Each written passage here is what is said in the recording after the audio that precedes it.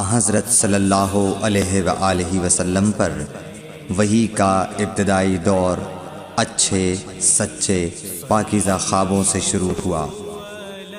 آپ خواب میں جو کچھ دیکھتے وہ صبح کی روشنی کی طرح صحیح اور سچا ثابت ہوتا۔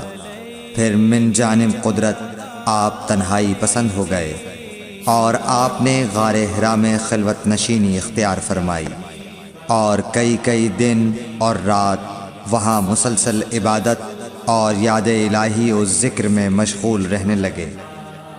جب تک گھر آنے کو دل نہ چاہتا توشہ ہمراہ لیے ہوئے وہاں رہتے۔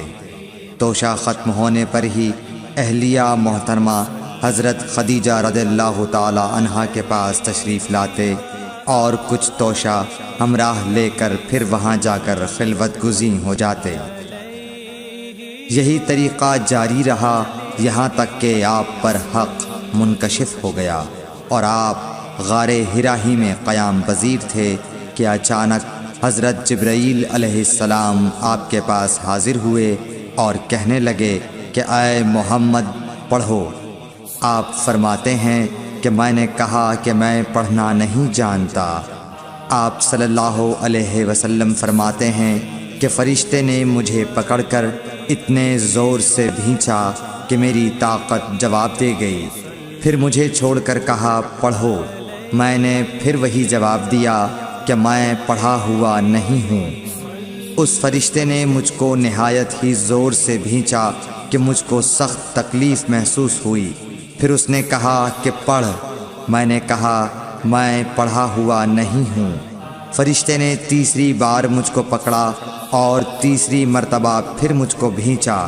پھر مجھے چھوڑ دیا اور کہنے لگا کہ پڑھو اپنے رب کے نام کی مدد سے جس نے پیدا کیا اور انسان کو خون کی پھٹکی سے بنایا۔ پڑھو اور آپ کا رب بہت ہی مہربانیاں کرنے والا ہے۔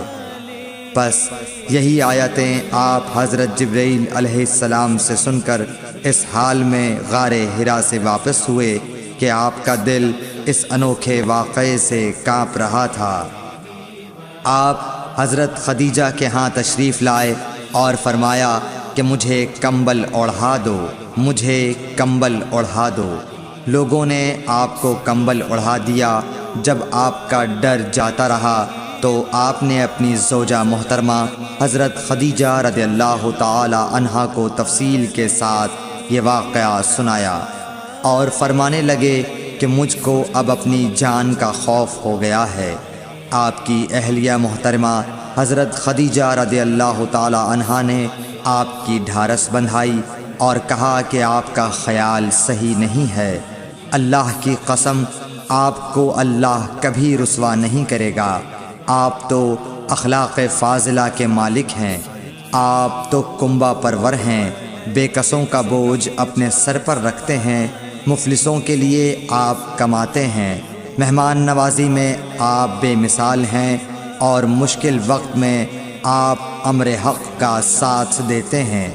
ایسے اوصاف حسنہ والا انسان یوں بے وقت ذلت و خواری کی موت نہیں پا سکتا۔ پھر مزید تسلی کے لیے حضرت خدیجہ رضی اللہ تعالی عنہا آپ کو ورقہ بن نوفل کے پاس لے گئیں جو ان کے چچا زاد بھائی تھے اور زمانہ جاہلیت میں نصرانی مذہب اختیار کر چکے تھے اور عبرانی زبان کے کاتب تھے۔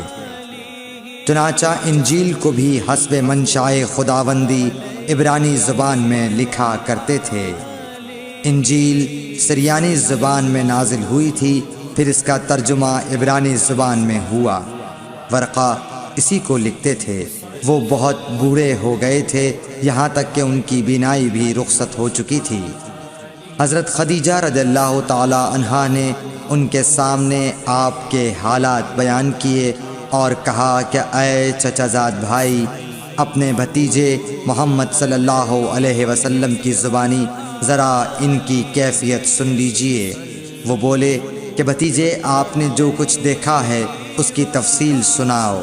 چنانچہ آپ صلی اللہ علیہ وآلہ وسلم نے از اول تا آخر پورا واقعہ سنایا، جسے سن کر ورقہ بے اختیار ہو کر بول اٹھے کہ یہ تو وہی ناموس معزز رازدان فرشتہ ہے جسے اللہ نے حضرت موسیٰ علیہ السلام پر وحی دے کر بھیجا تھا۔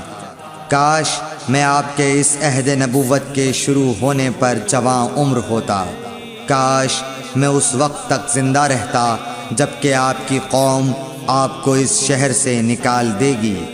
رسول کریم صلی اللہ علیہ وآلہ وسلم نے یہ سن کر تعجب سے پوچھا کہ کیا وہ لوگ مجھ کو نکال دیں گے، حالانکہ میں تو ان میں صادق و امین و مقبول ہوں۔ ورقہ بولا، ہاں یہ سب کچھ سچ ہے، مگر جو شخص بھی آپ کی طرح امر حق لے کر آیا لوگ اس کے دشمن ہی ہو گئے ہیں۔ اگر مجھے آپ کی نبوت کا وہ زمانہ مل جائے تو میں آپ کی پوری مدد کروں گا، مگر ورقہ کچھ دنوں کے بعد انتقال کر گئے، پھر کچھ عرصے تک وحی کی آمد موقوف رہی۔ صحیح بخاری حدیث نمبر 3۔